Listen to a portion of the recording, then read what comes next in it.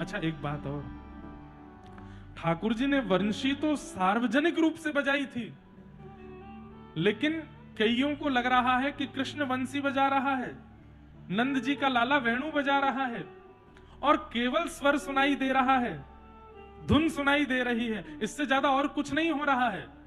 लेकिन कृष्ण प्रेम में जितनी भी गोपियां पड़ी हैं, जिनके चित्त में वास्तव में कृष्ण मिलन की आशा है, या फिर ऐसा कहें दंडक वन के जो संत गोपी बन करके आए हैं, उनके कानों में जब वह धुन जाती है तो केवल धुन नहीं रहती है, शब्द बन जाती है, और शब्द बन के कान में जाके मानो कहती है, अरे प्रतीक्षा पूरी भई, एक युग पूर्ण भयो है। त्रेता के बाद द्वापर में वही राघव कृष्ण बन करके आए हैं, और कहां रुक करके बैठी रहेगी, चल जल्दी कन्हैया से मिलवे को समय आयो है। मानो वो केवल धुन ना, अब जैसे हमारे भैया वायलिन बजा रहे हैं, मैं ना बोलूं वायलिन बजता रहे तो ऐसा लगेगा कि धुन चल रही है, बस धुन सुनाई दे रही है, पर ये वायलिन कुछ बोले ऐसा तो हो नहीं सकता ना। साज से स्वर प्रकट होता है, शब्द नहीं। शब्द तो केवल वाणी से प्रकट हो सकता है, लेकिन श्री कृष्ण के प्रेम उन्मुक्त गोपियों को धुन में भी शब्द सुनाई दे रहा है। मानो ठाकुर जी कह रहे हैं, अरे गोपी मैं तेरी प्रतीक्षा कर रहा हूं, या कदम वृक्ष के नीचे खड़ा हूं, जल्दी आ जा। और वह गोपियां अपने यथावत कार्य को वहीं छोड़ करके दौड़ती हैं। कोई दूध काट रही थी, कोई पति को भोजन करा रही थी, कोई अपने बालक को सुला रही थी, कोई स्नान कर रही थी, कोई श्रृंगार कर रही थी, कोई वस्त्र पहन रही थी, सब अलग अलग कार्यों में थी, और जिस कार्य में जिस स्थिति में थी, वेणु की ध्वनि आते ही तदा उसी समय दौड़ी हैं। यही कथा में होता है बंधुओं, बहुत ध्यान से सुनिएगा। यहां आने वाला प्रत्येक श्रोता गोपी है, परंतु अधिकतर श्रोता रूपी गोपी को लगता है कि व्यास मंच पर बैठकर के व्यास जी केवल बोल रहे हैं, पर यहां बैठी हुई कुछ गोपियों को ऐसा लगने लगता है कि नहीं नहीं, इन व्यास जी की वाणी से श्री कृष्ण ही हमको आज्ञा कर रहे हैं, और वो आज्ञा सुनते ही तुरंत दौड़ पड़ते हैं वृंदावन की ओर, तुरंत दौड़ पड़ते हैं श्री श्याम सुंदर के दर्शन के लिए। उसी स्थिति में हो जाते हैं।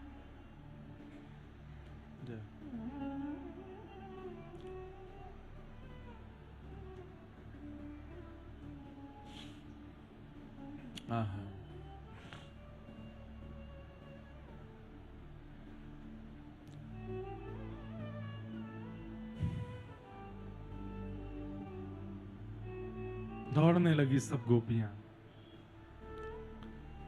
जैसे ही पहुंची हैं,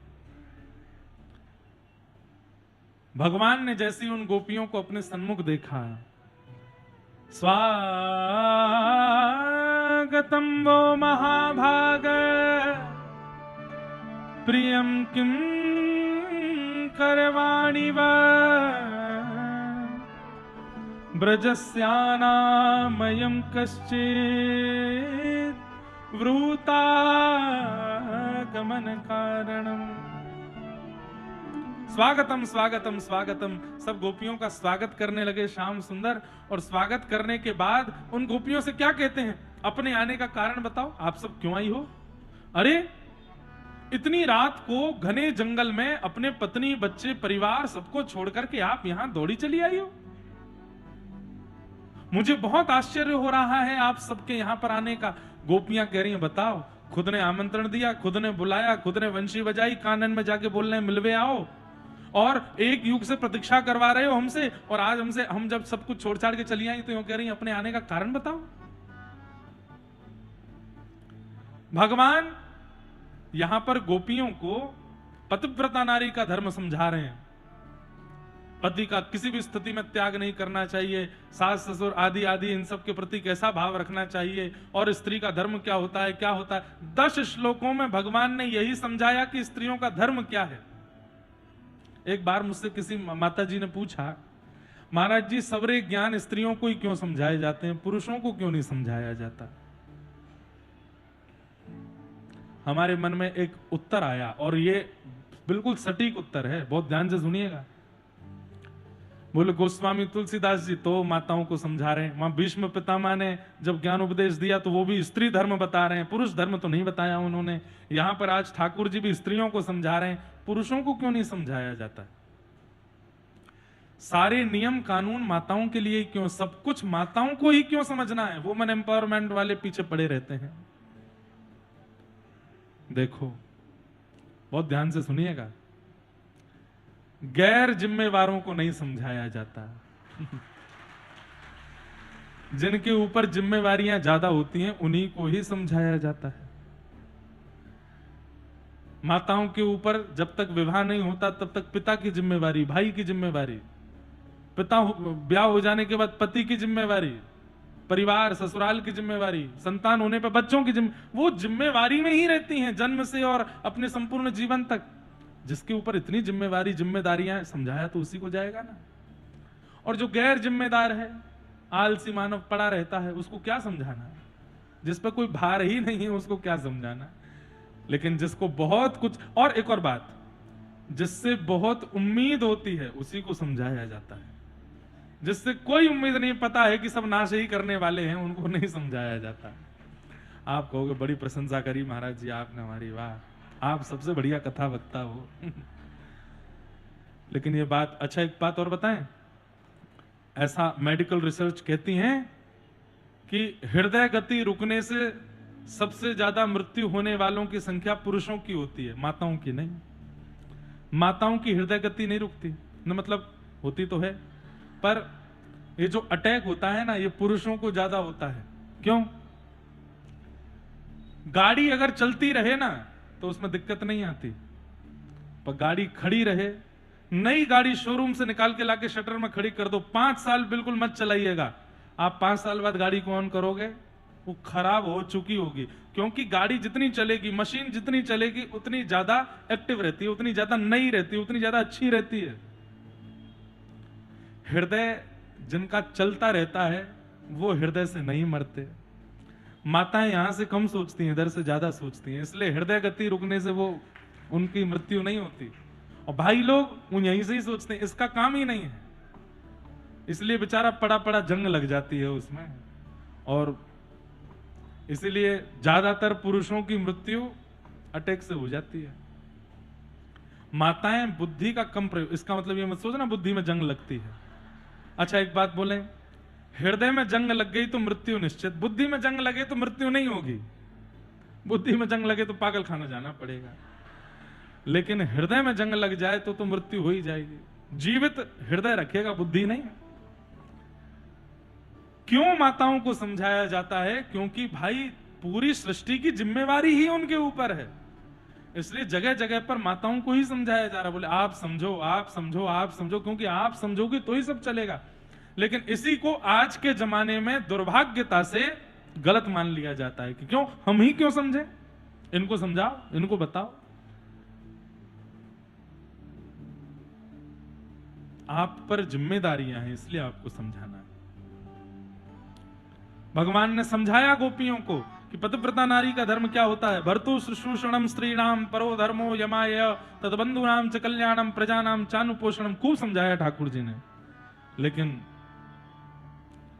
गोपियां शांति से सुनती रही, और जब ठाकुर जी बता करके शांत हो गए तो गोपियां बोली आपका हो गया हो तो अब हम कुछ कहें।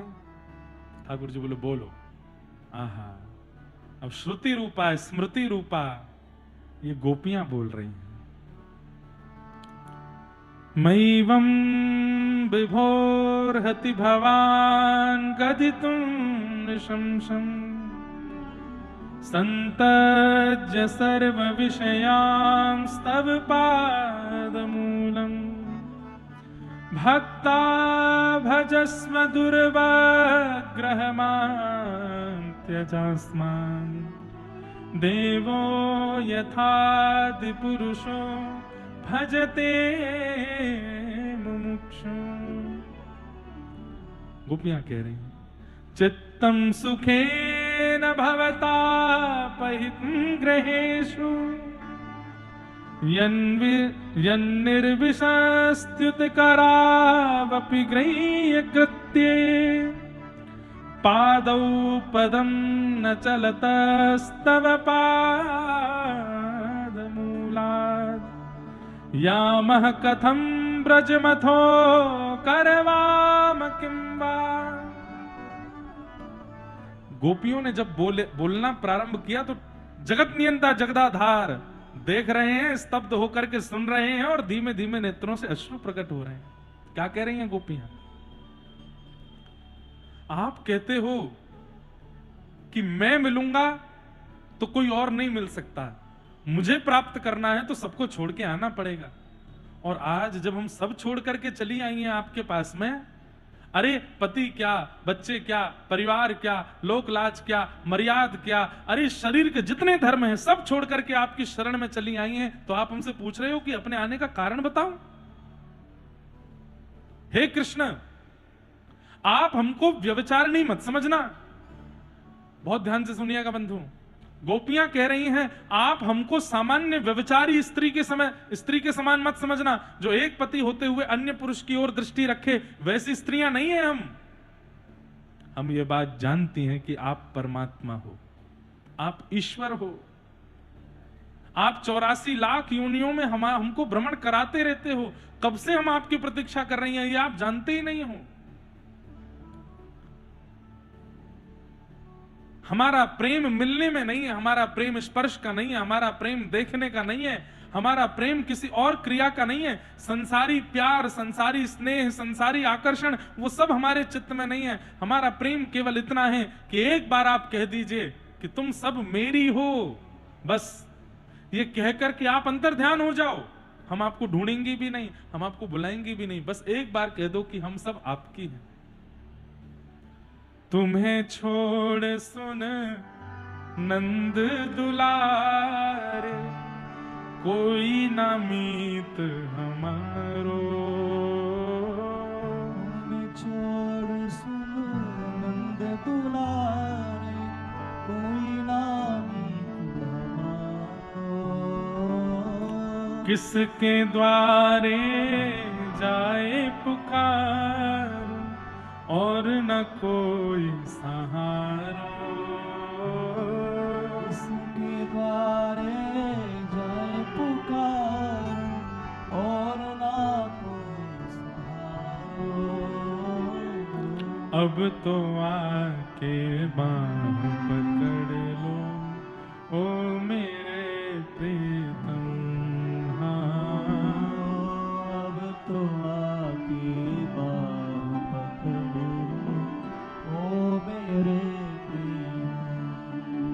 मीराबाई क्या कह रही हैं? मीराबाई क्या कह रही हैं? यह संसार सकल जग झूठा, झूठा कुल रानाता। यह संसार सकल जग झूठा, झूठा कुल रानाता। साचो एक राधा रमण, झूठो सब संसार। सब झूठे हैं संसार में। यह संसार सकल जग झूठा, झूठा कुल रानाता।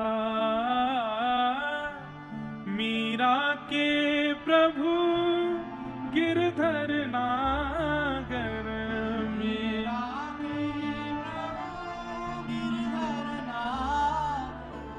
मीरा के प्रभु नटवर नागर।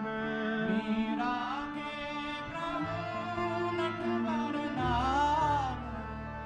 हरि चरणा चितराचि गिरधर, जन्म मरण का साथी।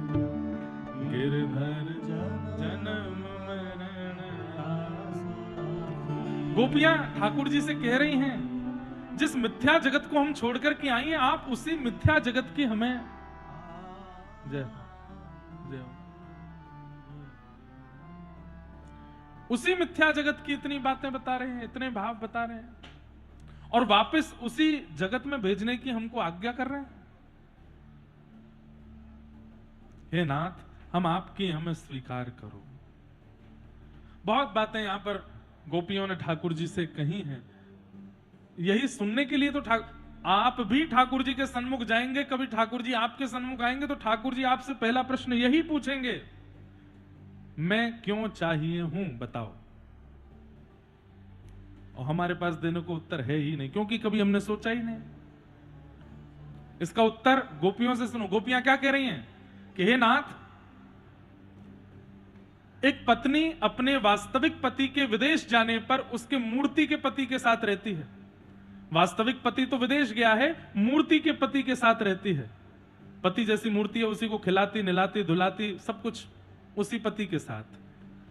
कुछ वर्षों के बाद असली पति वापस लौट करके आ गया। अब बताओ उसको क्या करना चाहिए? मूर्ति वाले पति के साथ रहे कि असली पति के साथ रहे? ठाकुर जी बोले ये कोई पूछने वाली बात है? पति विदेश गया था तो मूर्ति के पति में प्रतिष्ठान हो गया, मूर्ति को ही अपना सर्वस्व माना, लेकिन जब असली पति आ गया तो फिर उसके पास जाना चाहिए। गोपियां कहती हैं ये जितने भी हमारे जिनसे ब्याह हुए हैं ये मूर्ति वाले पति, और असली पति युगों युगों के बाद आज हमारे सामने आकर के खड़े आ गए हैं, तो हम क्यों ना आवे आपके पास में, क्यों ना आवे आपके चरणों में। और आप केवल हमारे पति हो, इनके पति हो, उनके पति हो, नहीं, हम जिनकी पत्नियां हैं उन पतियों के पति भी तो आप हो। पति का मतलब क्या? रक्षक, स्वामी।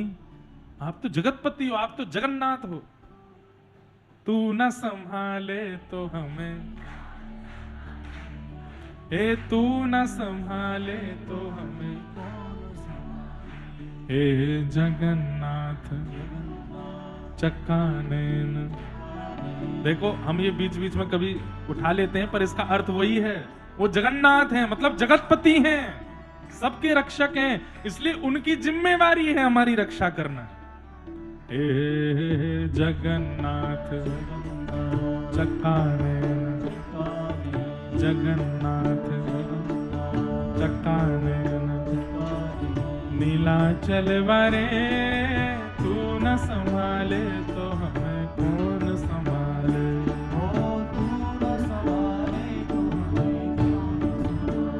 हाँ तू न संभाले तो हमें कौन संभाले।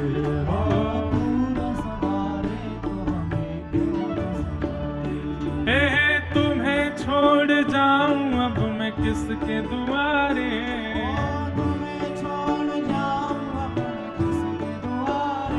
हाँ तुम्हें छोड़ जाऊं अब मैं किसके दुआरे, तुम्हें छोड़ जाऊं अब मैं किसके दुआरे। हो तू न संभाले तो हमें कौन संभाले, हो तू न संभाले तो हमें कौन संभाले। हाँ हाँ तू न संभाले तो हमें कौन संभाले, हो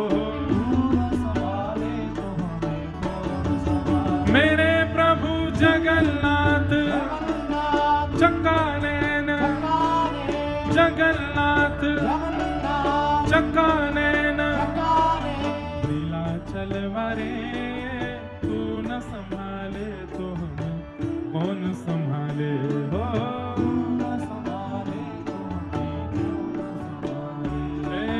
तू न संभाले तो हमें कौन संभाले, हो।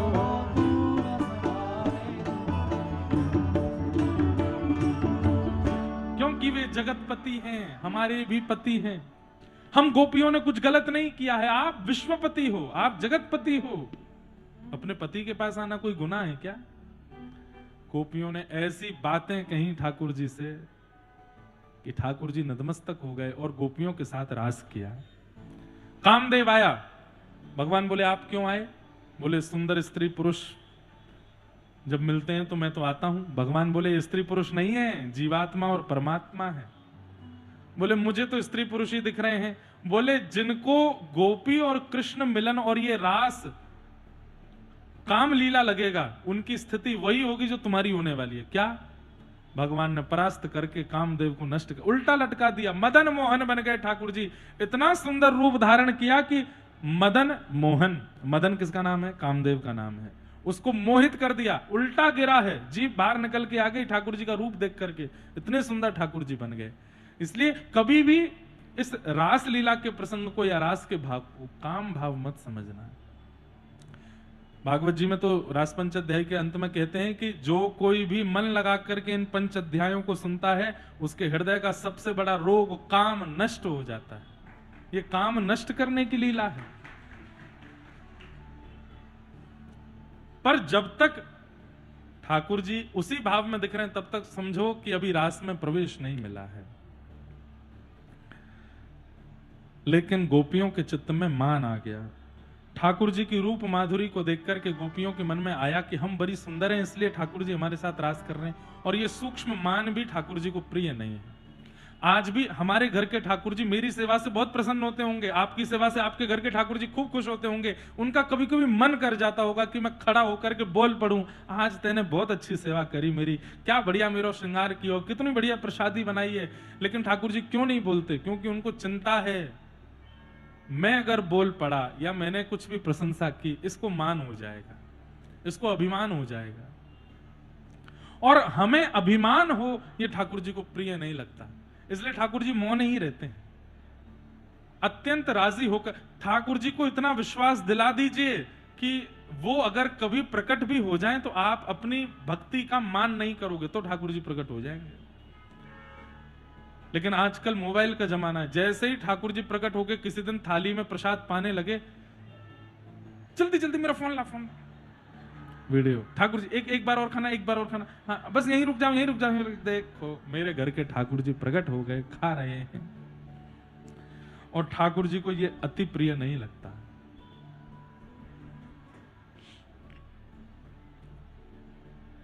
ये जितने भी भक्तों के चरित्र आप सुनते हो ना, इन चरित्रों का उजागर ठाकुर जी ने करवाया। भक्तों ने स्वयं उजागर नहीं किया उन चरित्रों को, ठाकुर जी ने उजागर करवाया। सूरदास जी महाराज की प्रतिज्ञा थी कि मुझे 1.25 लाख पद लिखने हैं ठाकुर जी के, 1 लाख ही पूर्ण हो पाए और श्री सूरदास जी का भगवत धाम गमन हुआ। बचे हुए शेष 25,000 पद ठाकुर जी लिख करके गए। और इनका प्रमाण कहां मिलता है? जहां कहीं भी सूरदास पद के अंत में आता हो, समझो वो सूरदास जी ने लिखा है। और जहां कहीं भी सूर श्याम लिखा आता हो, वो ठाकुर जी ने लिखा है। सूर श्याम, ठाकुर जी प्रकट कराते हैं भक्तों का चरित्र। भक्त को अपने आप थोड़ी प्रकट करना है अपनी भक्ति को। देखो मैंने कैसी भक्ति किया, मैंने कैसी सेवा की। हमारे यहां इतने आचार्यों की पूरी उनकी जीवन गाथा लिखी जाती है। वो स्वयं थोड़ी लिखवा के जाते हैं कि भाई मेरा जीवन परिचय लिख दो या मेरी जीवन गाथा लिख दो। उनके शिष्य परिशिष्य आगे चल करके बाद में फिर उनकी जीवन गाथा लिखते हैं। लेकिन हम लोग कैसे हैं? हम अपनी भक्ति का स्वयं प्रचार करते हैं। और यही गोपियों ने कर दिया था। उनको प्रसन्नता होने लगी, हम बहुत सुंदर हैं इसलिए ठाकुर जी रास कर रहे हैं हमारे साथ।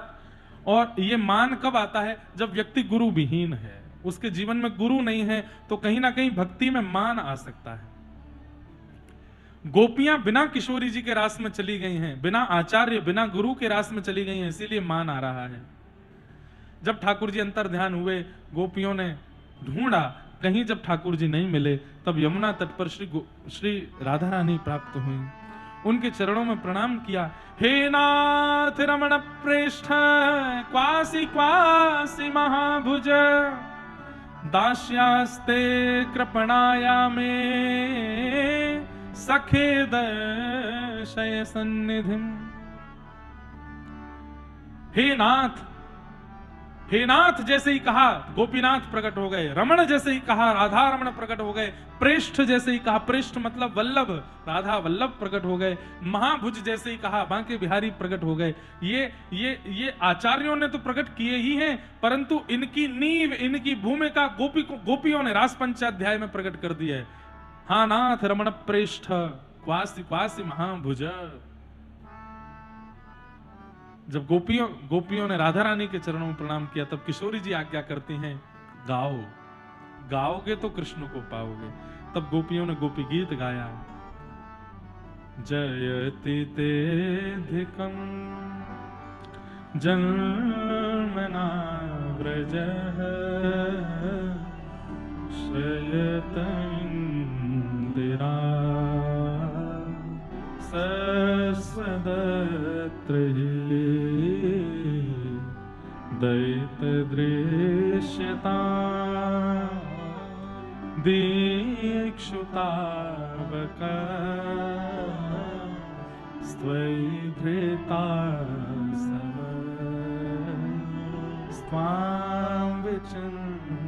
मेरी बात थोड़ी अटपटी लगेगी, लेकिन पीछे वाले भी और आगों में भी जो भी अति प्रेमी बैठे हैं उनको एक युक्ति बता रहा हूं। ठाकुर जी के सामने गोपी गीत पाठ करना चाहिए, लेकिन अगर हमारे मन की मानो तो कभी महादेव के आगे गोपी गीत का पाठ करो। और बताऊं, श्री हनुमान जी के सामने बैठ के गोपी गीत का पाठ करो। और बताएं, तीर्थों में जो पावन नदियां हैं उनके तट पर बैठ के गोपी गीत का पाठ करो। जो उन्हें प्राप्त कर चुके हैं उनके सन्मुख बैठकर के प्रार्थना करने पर वो उनसे मिलवाते। अब ठाकुर जी के सामने गोपी गीत बैठ करके पाठ करोगे। गोपी गीत तो तब गाया गया था जब ठाकुर जी अंतर ध्यान थे। ठाकुर जी थे ही नहीं गोपी गीत के समय, थे छुप करके बैठे। गोपी गीत तो किशोरी जी के सामने गाया गया, गोपी गीत तो गोपेश्वर महादेव के सामने गाया गया।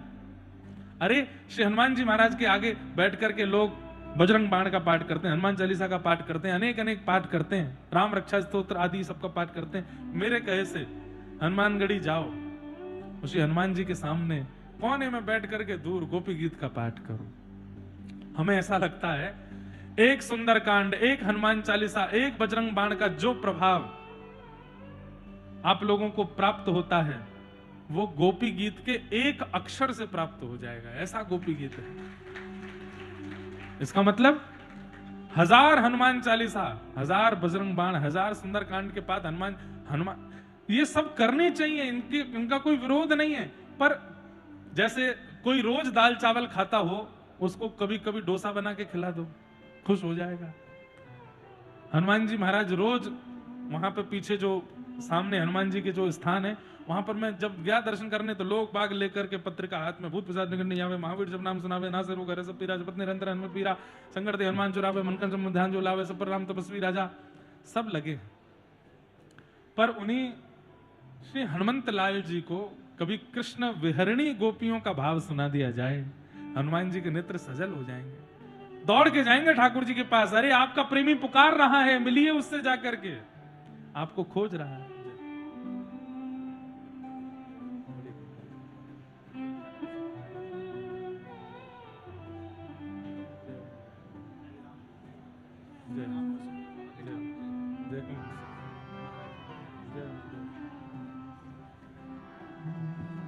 हमारे श्री अयोध्या का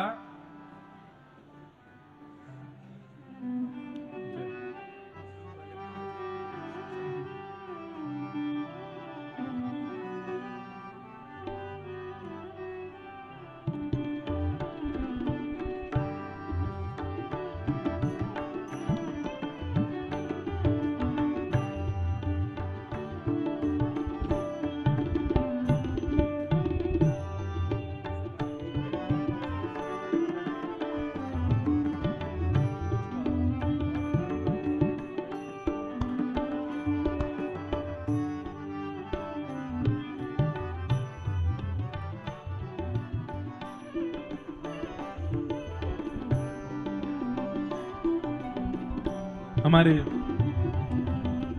जैसे हमारे श्री वृंदावन धाम का तटीय स्थान है, रस सिद्ध स्थान। जैसे हमारे श्री वृंदावन का गोरीलाल कुंज है, रस सिद्ध स्थान। हमारे वृंदावन का श्री मलुक पीठ है, रस सिद्ध स्थान। ऐसे श्री अयोध्या जी का रस सिद्ध स्थान श्री राम अर्षण कुंज, वहाँ के पूज्य महाराज जी हमारे मध्य में पधारे हैं, उन्हें बारंबार प्रणाम करते हैं, बारंबार वंदन। जहाँ के ठाकुर जी और जहाँ के पूर्वाचार्यों ने श्री राघव जी के परम रस स्वरूप को और श्री प्रिया जी के परम रस भाव को प्रकट किया। आज जो हम सुन रहे थे कथा में, मणि पर्वत की लीला आदि आदि जो लीलाएं हैं वो सब वहीं से ही प्रकट हैं। ऐसे रस सिद्ध स्थान के पूज्य महाराज जी हम सबके मध्य पधारे। पूज्य महाराज जी को बारंबार वंदन करते हैं, प्रणाम करते हैं। आज रास बिहार की कथा चल रही है। और श्री अयोध्या राज बिहारी ठाकुर जी ही आपके रूप में पधारे हैं, ऐसी भावना है। एक बार श्री जानकी जी बैठी थी, थोड़ी एक लीला याद आ गई है। सीएम मनोरंजनी वाटिका जनकपुर में श्री जानकी जी बैठी, अभी तक ब्याह नहीं हुआ जानकी जी का, छोटी सी हैं, और बैठी बैठी जानकी जी के मन में, अब देखो कल तो कथा विश्राम हो ही जानी, आज हमको बोलने तो थोड़ी बहुत देर और कल कथा कितने बजे से है? सुबह 10 बजे से है। तो आप लोग समय का ध्यान रख के आ जाना। हम तो बिल्कुल समय से आते ही हैं, आप लोग बिल्कुल ध्यान से आना, थोड़ा लेट नहीं करना, हमारी तरह आ जाना।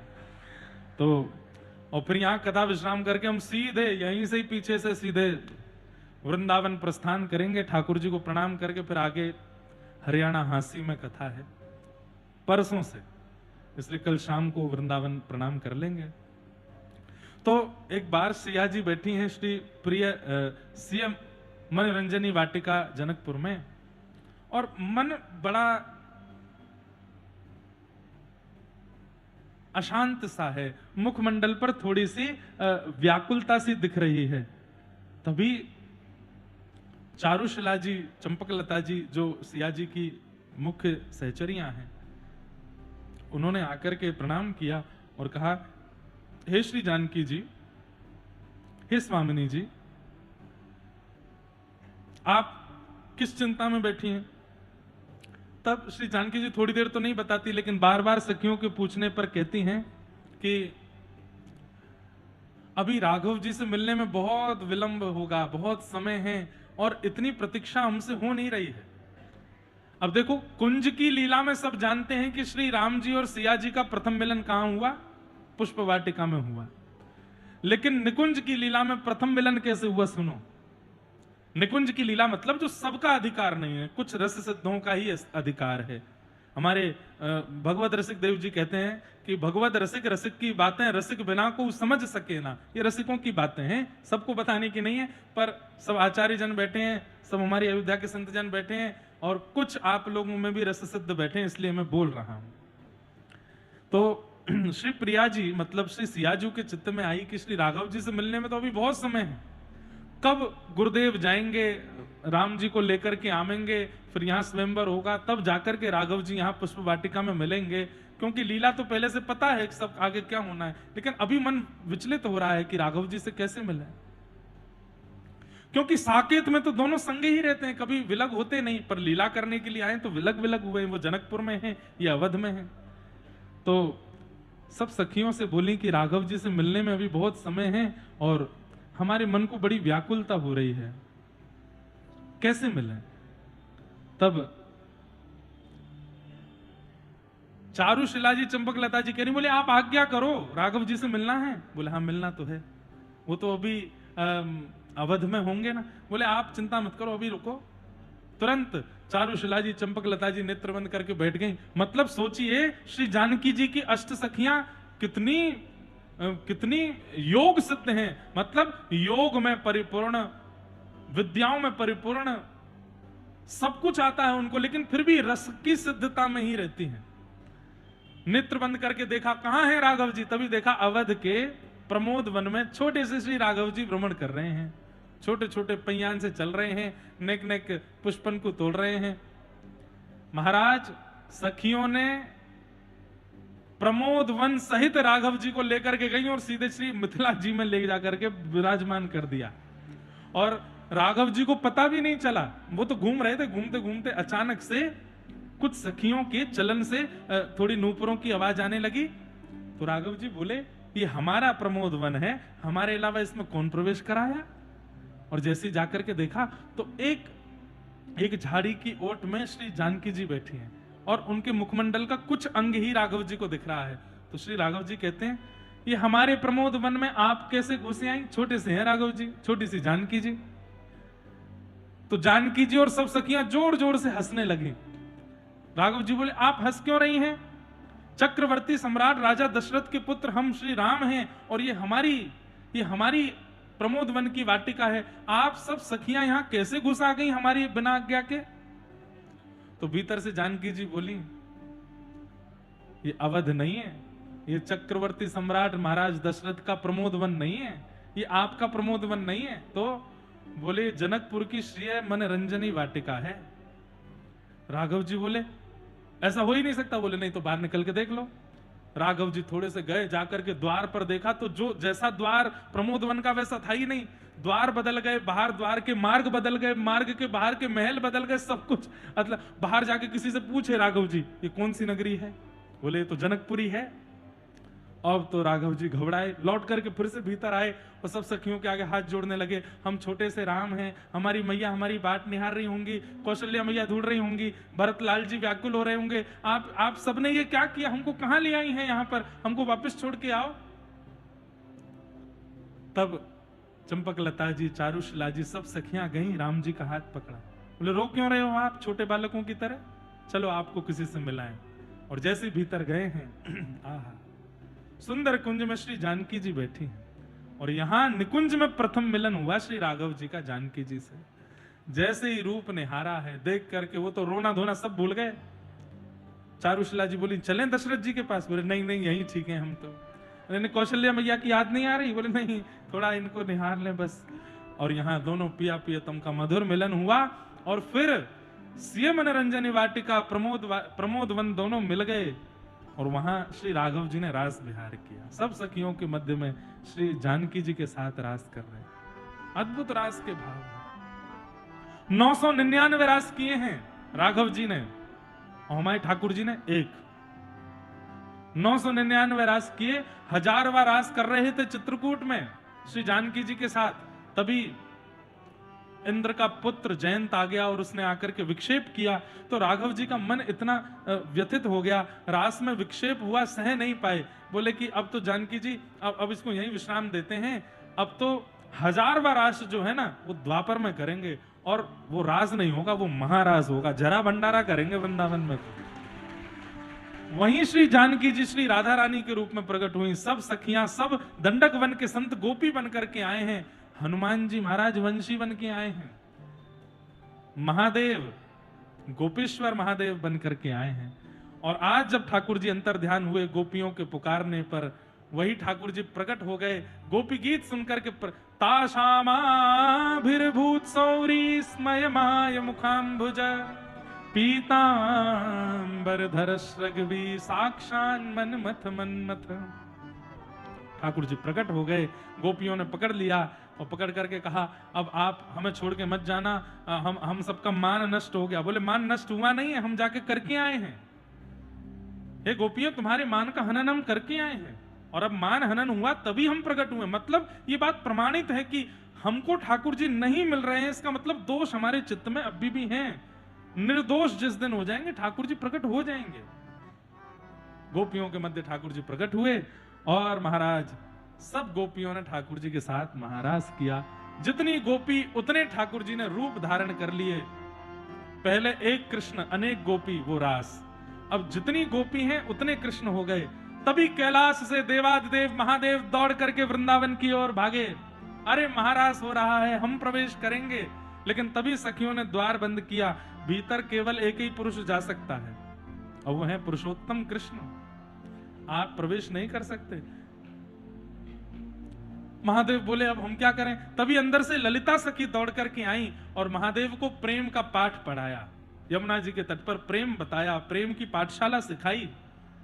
तब महादेव अपना कमंडल आगे कर करके कहने लगे भिक्षाम देहि माते। अन्नपूर्णा मैया प्रकट हो गई भिक्षा लेकर के। जैसे भिक्षा डालने लगी, महादेव ने कमंडल पीछे किया। आज अन्न की भिक्षा नहीं चाहिए, तो आज श्रृंगार की भिक्षा चाहिए। गोपी प्रेम की भिक्षा दीजे, कैसे हूँ मोहे अपनों कर लीजे। गोपी प्रेम की। गोपी मतलब क्या? कोई स्त्री गोपी नहीं है। जिसके सर्वांगीण अंग केवल कृष्ण को पाना चाहे, जिसका सर्वांगीण अंग मन बुद्धि चित्त नेत्र कान जिह्वा हाथ पैर सब रोम से केवल राघव जी को पाना चाहे, माधव जी को पाना चाहे, वही गोपी है। हमारे तन को एसी की आवश्यकता, इसलिए हम गोपी नहीं। हमारे तन को वस्त्र की आवश्यकता, इसलिए हम गोपी नहीं। जीव को भोजन की आवश्यकता, रसगुल्ला और अनेक रसों की, नव रसों की आवश्यकता, इसलिए हम गोपी नहीं। कानों को स्वर की, रागों की आवश्यकता, इसलिए गोपी नहीं। नेत्रों को दृश्यों की आवश्यकता, इसलिए हम गोपी नहीं है। पर जिसके दृश्यों को भी कृष्ण चाहिए, कानों को भी कृष्ण चाहिए, जिह्वा को भी कृष्ण चाहिए, अंग को भी कृष्ण चाहिए, सर्वांगीण रूप से जो केवल कृष्ण को पाना चाहती है, वो गोपी है। महादेव ने अन्नपूर्णा मैया से कहा अपना श्रृंगार दे दो। अन्नपूर्णा मैया ने श्रृंगार दिया और महादेव गोपी के रूप में प्रकट हो गए। बोलो गोपेश्वर महादेव की। दूसरा है, अभी तो ऐसे कर रहे थे आप। बन के जोगन डोलत ब्रज में, पीवत यमुना जल को, मेरो मन वृंदावन में अटक्यो, मेरो मन हरि चरणन में अटक्यो। अब हमको कथाओं से इतनी फुर्सत नहीं मिलती कि हम जाके रिकॉर्डिंग करें में, तो अब स्टूडियो ही हमारे साथ, कथाएं जहां पे होती वहीं आ जाते हैं। तो अब और भी इन्होंने पद लिखे हैं सुंदर, वो भी गाने हैं। आप सब लोग उनको गा के ठाकुर जी को रिझा सको, ऐसे भाव है। रास हुआ वृंदावन में। अब हम जल्दी जल्दी ठाकुर जी के ब्याह तक पहुंच जाएं। कथा क्रम तो बहुत है, लेकिन कल विश्राम की कथा करनी है। भगवान वापस लौट करके रास विहार करके वृंदावन की लीला में व्यवस्थित हुए। एक दिन नारद जी महाराज ने आकर के ठाकुर जी से कहा, भगवान मैंने कंस को चेता दिया है और वो अक्रूर जी को भेज रहा है आपको लेने के लिए, आपको मथुरा जाना है। ठाकुर जी को अक्रूर जी वृंदावन लेने के लिए आए। सब ब्रजवासी खूब रोए। भगवान परसों का वचन दे करके मथुरा चले गए। मथुरा जाकर के भगवान ने दर्जी का उद्धार किया, आदि आदि सब कथा हुई। कुबलिया पीड़ित हाथी का उद्धार किया, धनुष भंजन किया और मल्लों के साथ युद्ध किया। मल्लानाम मजनिर्णिनाम नरवर स्त्रीणाम स्मरो मूर्तिमान, गोपानाम स्वजनो सताम क्षितिभुजाम, शास्त्रा सुपित्रो शिशु, मृत्युर्भोज पटेर विराट विदुषाम, तत्वम परम योगिनाम। सबको भगवान अलग अलग रूप में दिख रहे हैं, लेकिन इतने सुंदर सुकोमल भगवान कंस को आज भी मृत्यु के रूप में दिख रहे हैं। जाकी रही भावना जैसी, प्रभु मूरत देखी तन तैसी। कंस का भगवान ने वध किया। देवकी वसुदेव जी को कारागृह से मुक्त करके भगवान उज्जैन सांदीपनी गुरुकुल पढ़ने के लिए गए। लौट करके आए। मथुरा पर जरासंध ने चढ़ाई कर दी थी। भगवान ने 17 बार उन्हें हराया। 18वीं बार रण छोड़ करके विश्वकर्मा के द्वारा बनाई गई नगरी द्वारिका में पहुंच गए। बोलो द्वारिकाधीश की, रण छोड़ रहा है भगवान की। वहां रेवत राजा की पौत्री के साथ में बलराम जी का विवाह हुआ। बोलो रेवती रमण भगवान की। कहते हैं कि जो द्वारिका नगरी सोने की हुई, ये श्री बलराम जी महाराज को विवाह के उपरांत रेवत राजा ने स्वर्ण इतना प्रदान किया कि पूरी द्वारिका को स्वर्ण का करना पड़ा। ऐसे बलराम जी का ब्याह हुआ। कौंडिन्यपुर के राजा भीष्मक, उनके 5 पुत्र हैं और सबसे छोटी एक पुत्री है रुक्मणी। रुक्मणी जी के चित्त में नारद जी महाराज ने कथा सुना करके श्री कृष्ण के प्रति प्रेम प्रकट कर दिया। लेकिन भाई रुक्मी ने रुक्मणी जी की सगाई शिशुपाल के साथ पक्की कर दी।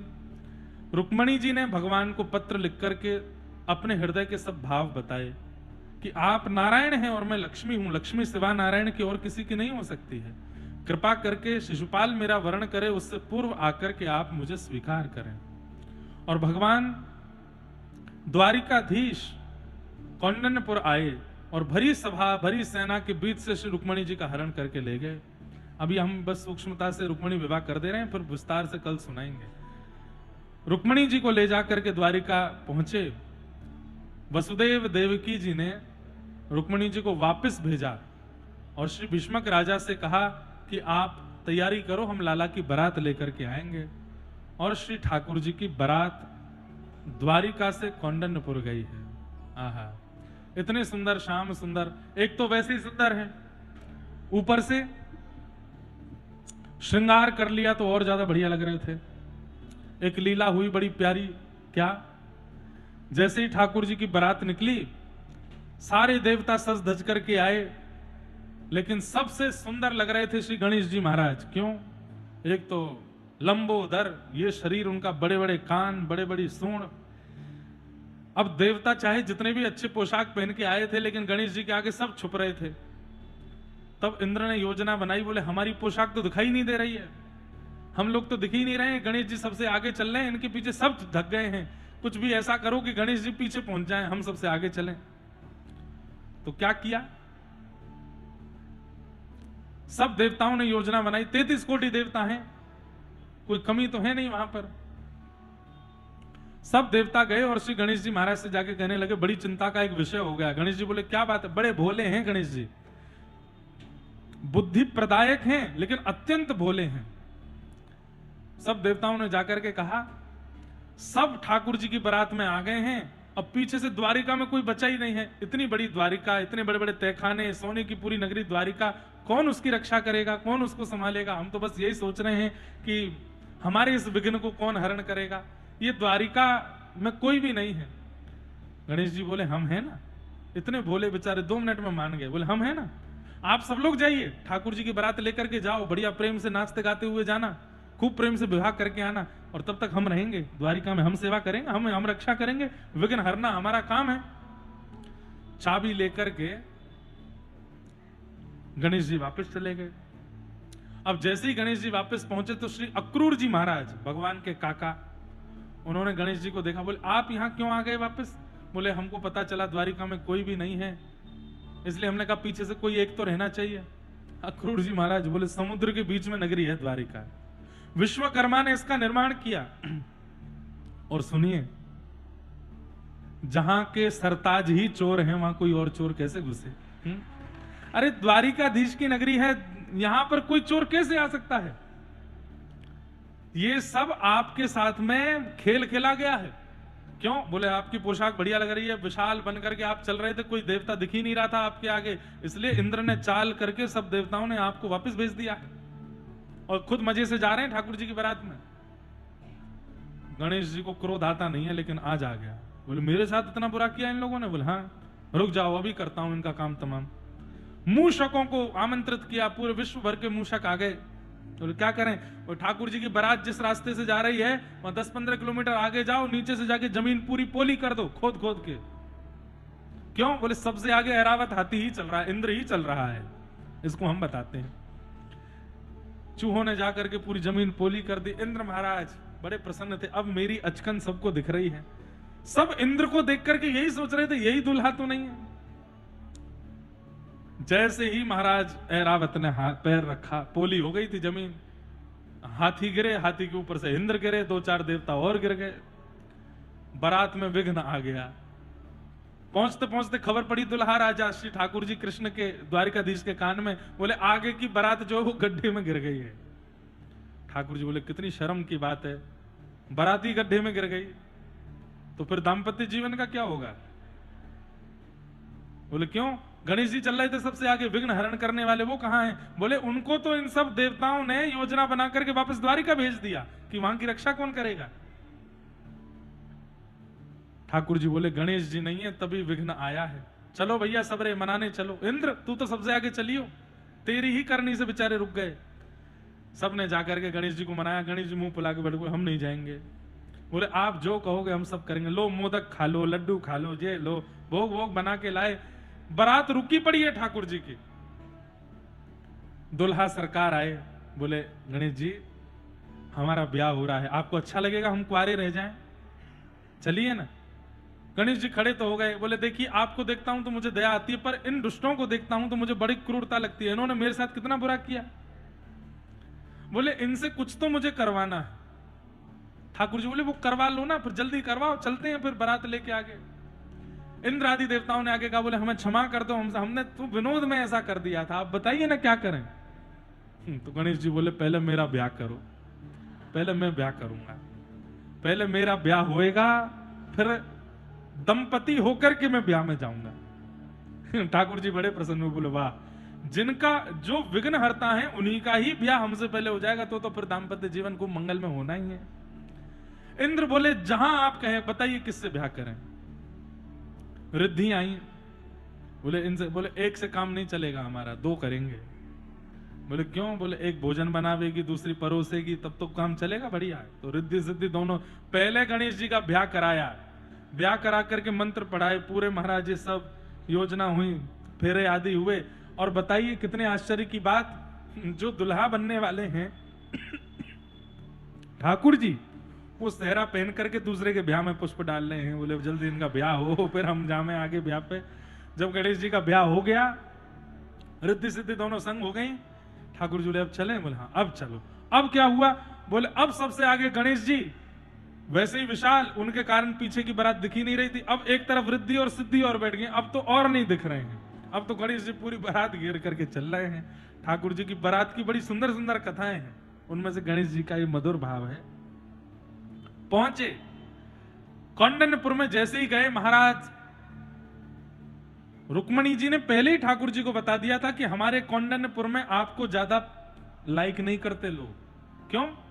बोले सब लोग कहते हैं उसके पिताजी का पता नहीं, रंग में काला है, मुख ऐसा है, और ये चाल ऐसी है, टेढ़ा रहता है, और भगोड़ा है, रण छोड़ करके भाग गया है, आदि आदि ना जाने क्या क्या उन पर दोष लगाने लगे। रुक्मणी जी बोली इसलिए आप बहुत उम्मीद लेकर के मत आना, जैसे सब जमाइयों का स्वागत और प्रेम मिलता वैसा आपको मिलेगा। ठाकुर जी बोले कोई उम्मीद नहीं है, पर हमको पता है हमारे उपस्थित होते ही सामान्य जमाई को, श्रेष्ठ जमाई को भी इतना प्रेम नहीं मिलता होगा जितना हमको मिलेगा, हमें विश्वास है। रुक्मणी जी बोली बस आप मान रहित होके आना, कहीं अपमान ना हो जाए। तानपुरा हल्का करो। ठाकुर जी पहुंचे। जैसे ही पहुंचे हैं, अभी तक कौंडन्यपुर के लोगों ने ठाकुर जी को देखा नहीं था, लेकिन सेहरा पहने हुए ठाकुर जी जब पहुंचे, सब गोपियां गाने लगी।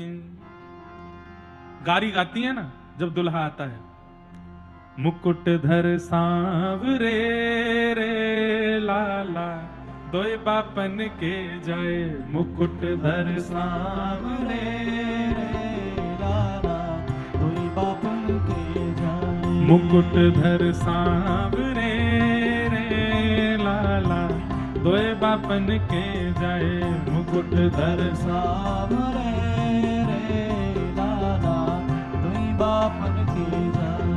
ओ एक द्वारिका में बसे रे लाला, दूजे गोकुल राए।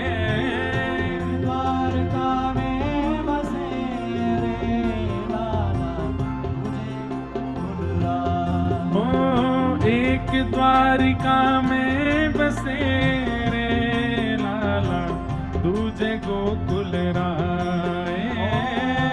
द्वारका में बसे रे लाला, दूजे गोकुल राए। हे मुकुट धर, आ मुकुट धर, ओ मुकुट धर सांवरे रे लाला, दोए बापन के जाए, मुकुट धर सांवरे रे लाला, दोई बापन के जाए। मुकुट धर सांवरे रे लाला, दोए बापन के जाए, मुकुट धर सांवरे।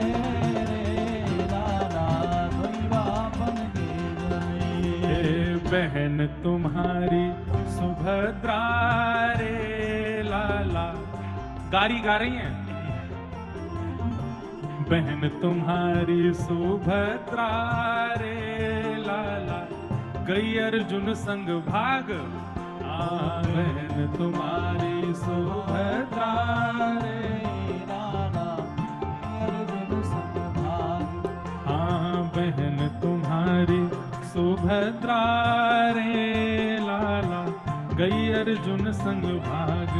हाँ बहन तुम्हारी सुभद्रा रे लाला, अर्जुन संग भाग। हे काका भांति बताई है रे लाला, आप ही देहो जना।